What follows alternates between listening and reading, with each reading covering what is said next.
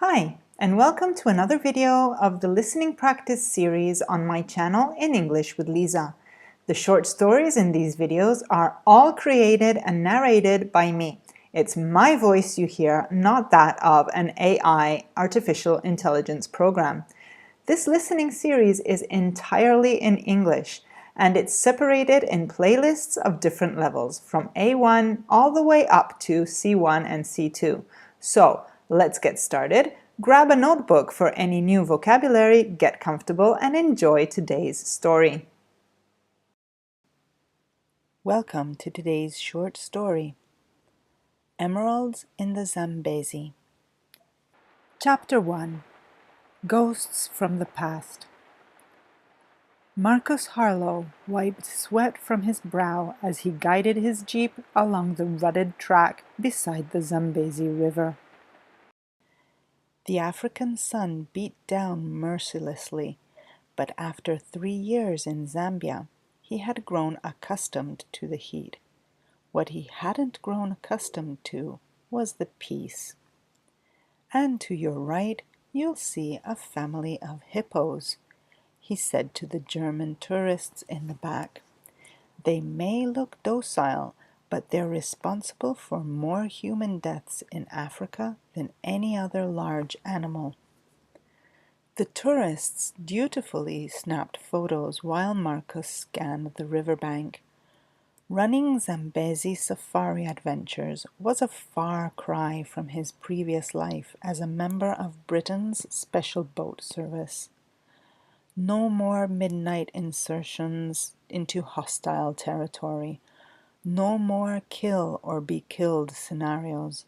Just tourists, wildlife, and the occasional mechanical problem. It was exactly what he wanted after Mogadishu, after Sofia. As the sun began to set, Marcus returned to the small lodge he operated just outside Livingstone. He had built the place himself, 4 guest cabins around a central dining area, all overlooking the river. It wasn't fancy, but it was his. "Mr. Harlow, there is someone waiting for you," said Patience, his manager and chef.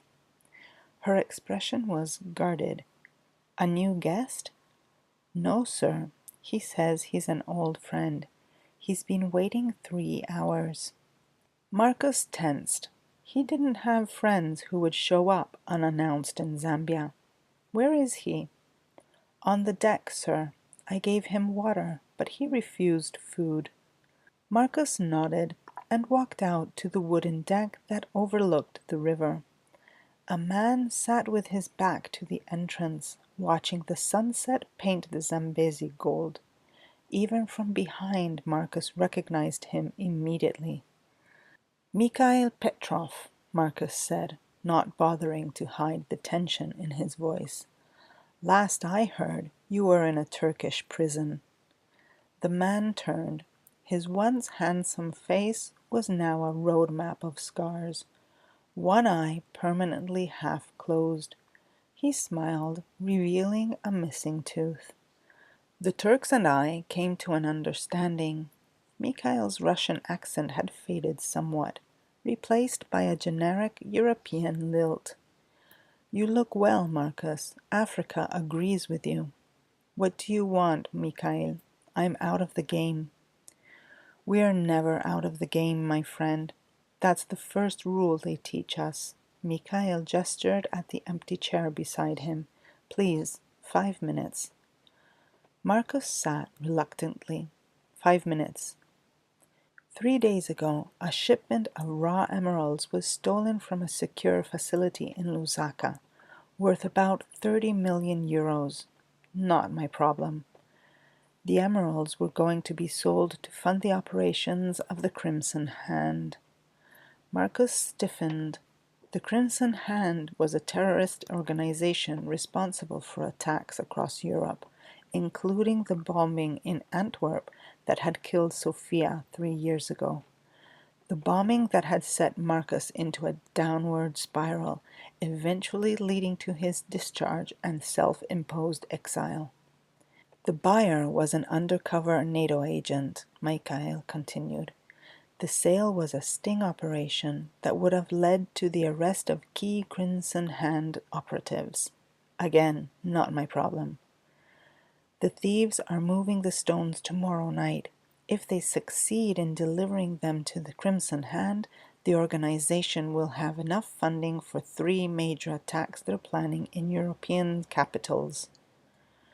Marcus stared out at the river. Why come to me?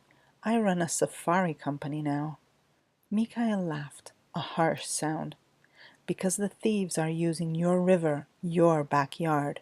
They'll be crossing near Kazungula, where the borders of Zambia, Zimbabwe, Botswana, and Namibia meet. It's a smuggler's paradise, and you know every inch of it. There are authorities for this sort of thing.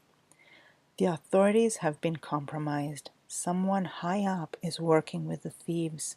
Mikhail reached into his pocket and pulled out a satellite phone. This is a secure line. When you're ready to help, call the only number in its memory. He placed the phone on the table and stood. I didn't say I would help, Marcus said. You didn't have to. Mikhail looked at him with his good eye. I saw your face when I mentioned the Crimson Hand. This is your choice, Marcus, for Sophia. After Mikhail left, Marcus sat alone on the deck until the stars came out, the satellite phone a silent accusation on the table beside him. Chapter 1 Comprehension Questions. Number 1. What is Marcus Harlow's current occupation in Zambia? A. Tour guide. B. Safari company owner. C. Wildlife photographer.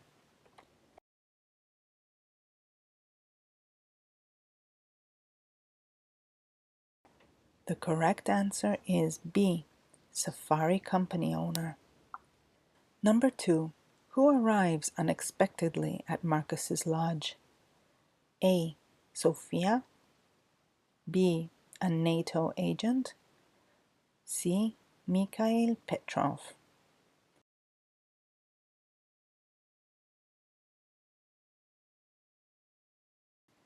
The correct answer is C. Mikhail Petrov. Number 3. What organization is connected to the stolen emeralds? A. The Crimson Hand. B. The Turkish government. C. The Zambian authorities.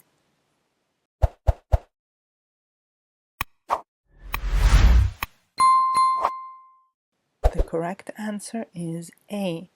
The Crimson Hand. Chapter 2. Into the Current. Dawn found Marcus loading supplies into a small motorboat. He had spent the night going over maps of the river, particularly the stretch near Kazungula, where 4 countries met in a chaotic borderland. If Mikhail was right, and Marcus had no reason to think he wasn't, the emeralds would be crossing there tonight. You're taking out a boat, sir? Patience stood on the dock, arms folded. Just a day trip, scouting new locations for the tourists, Marcus lied. With a rifle?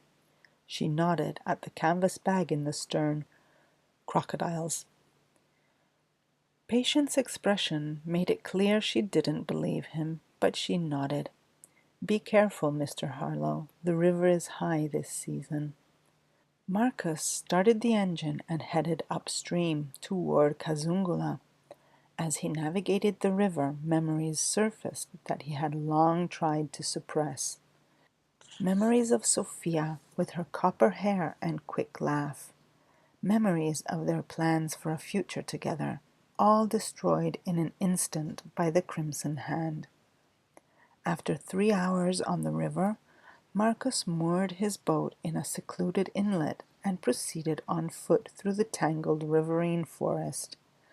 The border area was a maze of small islands, shifting sandbars, and narrow channels, perfect for smuggling operations.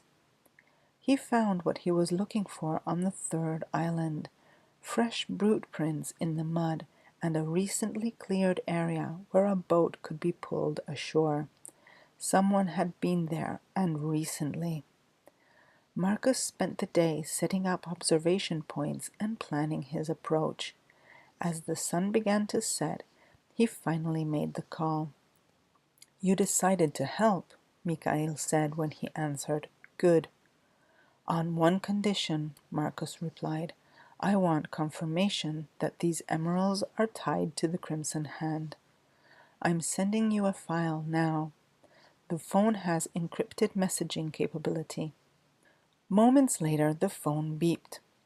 Marcus opened the file to find surveillance photos, bank transactions, and intelligence reports definitively linking the emeralds to the terrorist group.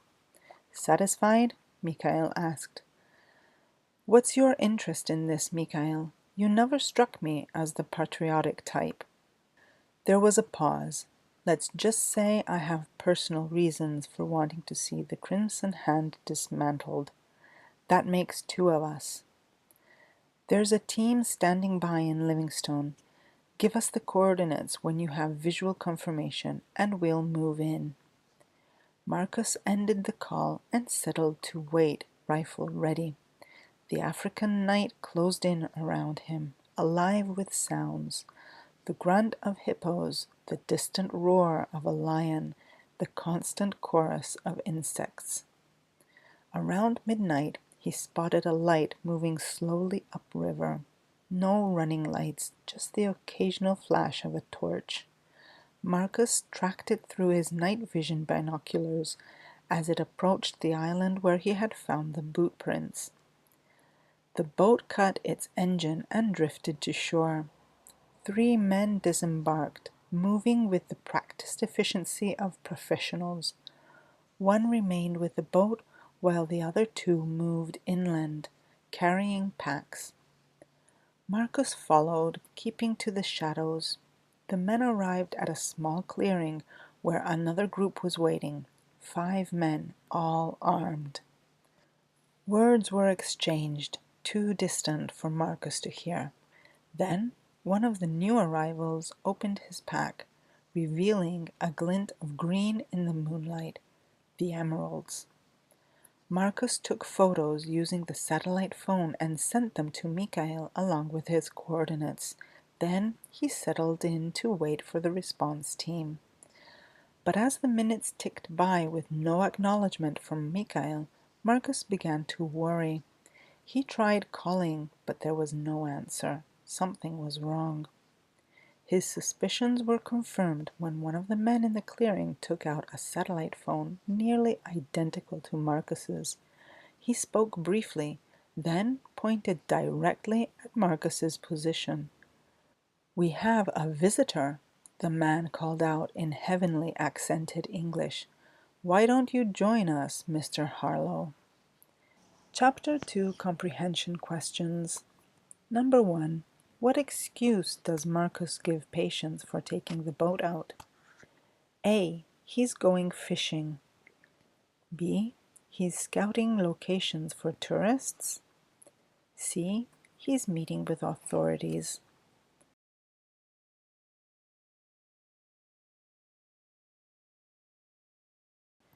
The correct answer is B. He's scouting locations for tourists. Number 2. Where are the emeralds being transported across the river? A. Near Victoria Falls. B. Near Livingstone. C. Near Kazungula, where 4 countries' borders meet.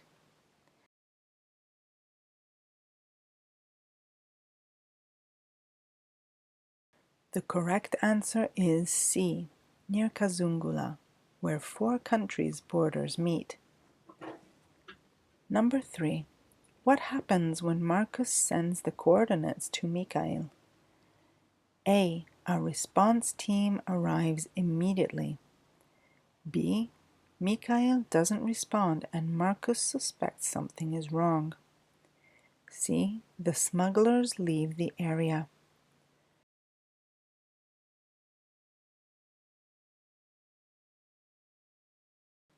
The correct answer is B. Mikhail doesn't respond and Marcus suspects something is wrong. Chapter 3. The Rapids. Marcus's mind raced. They knew he was there. They knew his name, which meant that Mikhail had betrayed him, or had been betrayed himself. A bullet splintered the tree beside his head. Marcus returned fire, dropping one of the men, then rolled to a new position as more shots tore through the vegetation around him. "We only want the stones," Marcus shouted. "Walk away and you live." The only response was another volley of gunfire. Marcus counted at least 3 different weapons. He was outnumbered and outgunned. Time for a new approach. Marcus retreated through the trees toward the river, drawing the men away from their boats. If he could circle back and reach one of the vessels, he might be able to escape with the emeralds. The pursuit was close behind him. These weren't amateur smugglers. They moved with tactical precision, attempting to flank him. Marcus recognized military training when he saw it. He doubled back, using the darkness and his knowledge of the terrain to his advantage. As he approached the clearing, he saw that one man had remained behind with the emeralds, now packaged in a waterproof case. Marcus took him down with a silent blow to the head, grabbed the case, and ran for the nearest boat. The sound of shouts told him his theft had been discovered. The boat's engine roared to life as bullets peppered the water around him. Marcus opened the throttle and headed downstream toward the rapids that led to Victoria Falls. It was a dangerous route, but one his pursuers might not be willing to take. He was wrong. 2 boats followed, their more powerful engines quickly closing the gap. Marcus reached for the case of emeralds. If these stones were destined to fund terrorism, then they needed to disappear.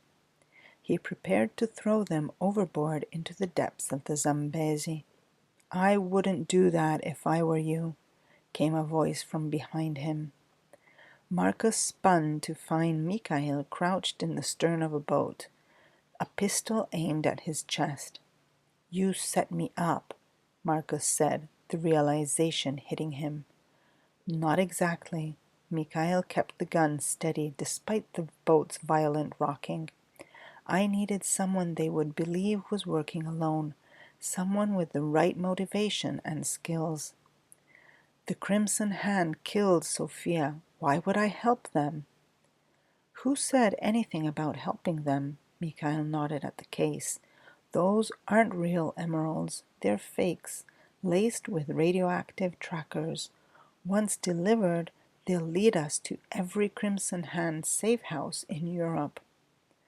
Marcus hesitated. "Why should I believe you?" "Because I loved her too, Marcus." Mikhail's voice cracked. "Sophia was my sister." The revelation hit Marcus like a physical blow. Sophia had mentioned a brother, but never by name, saying only that they were estranged due to his dangerous lifestyle. "She never told me." "I was deep undercover. No one could know." Mikhail lowered his gun. "I've spent 3 years infiltrating the network that killed her. These stones are my way in, my chance to dismantle them from the inside." The pursuing boats were closing in. Marcus had seconds to decide. "If you're lying to me—" "I'm not." Mikhail's remaining good eye held Marcus's gaze. "Help me finish this for Sophia." Marcus made his decision. He swung the boat towards a narrow channel only locals knew about, one that would bypass the main rapids while their pursuers would be forced to take the longer route. "We'll need to make it look good," Marcus said. "They need to believe you took the emeralds from me by force." Mikhail nodded. "I'll contact you when it's done. One way or another, the Crimson Hand pays for what they did. As they approached the small inlet, Marcus cut the engine. There's a jeep hidden half a kilometer from here. Keys are under the seat. He handed Mikhail the case. Don't make me regret this. Thank you, my friend. Mikhail took the case and stepped onto the shore. Marcus restarted the engine and headed back into the main channel, making sure the pursuing boats spotted him. As expected, they followed, believing Mikhail was still on board. The chase led them through the treacherous waters approaching Victoria Falls. Marcus used every trick he had learned in 3 years on the river, but the gap was closing. When the first boat drew alongside, he made his decision. Marcus jumped overboard, letting the empty boat continue toward the falls while he swam to a submerged rock formation he knew well. The pursuers followed the boat, unaware they were chasing a ghost.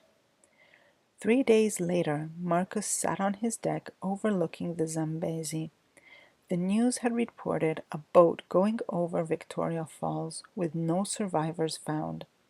As far as the world knew, Marcus Holler had died in the river. His satellite phone beeped with a message. Package delivered. Operation underway. Thank you, brother. Marcus deleted the message and tossed the phone into the river.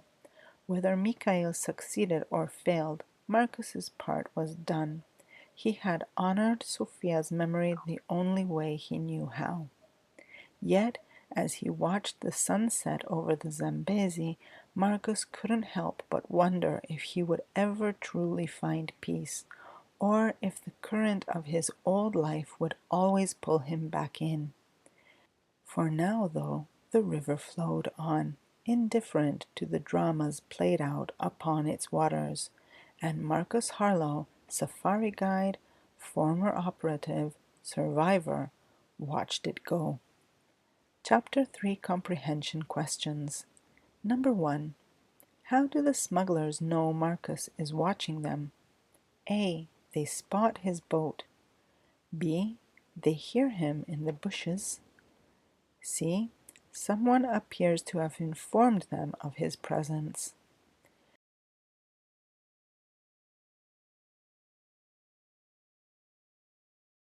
The correct answer is C. Someone appears to have informed them of his presence. Number 2. What revelation does Mikhail make about his relationship to Sophia? A. She was his wife. B. She was his sister. C. She was his undercover partner.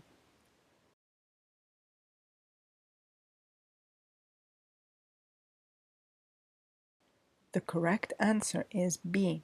She was his sister. Number 3.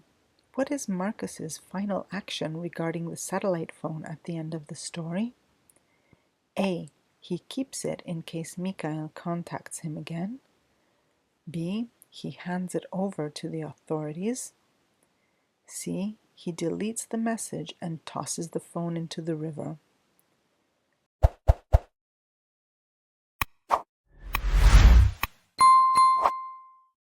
The correct answer is C.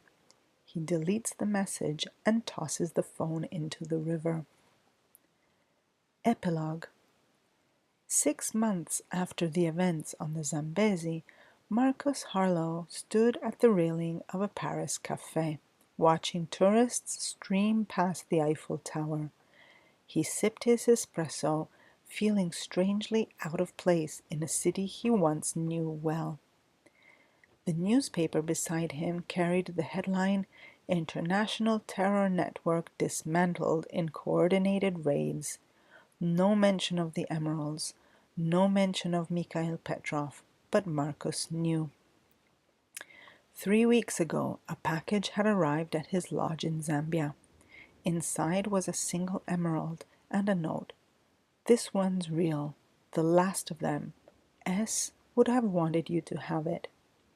The operation had cost Mikhail his life. Marcus later learned from an old contact. But before he died, Mikhail had accomplished what 3 years of international intelligence work had failed to do: the complete destruction of the Crimson Hand. Patience now ran the safari business day to day. Marcus still guided occasionally, but found himself drawn to consulting work with an anti-poaching units along the river. His skills, it seemed, would always find purpose.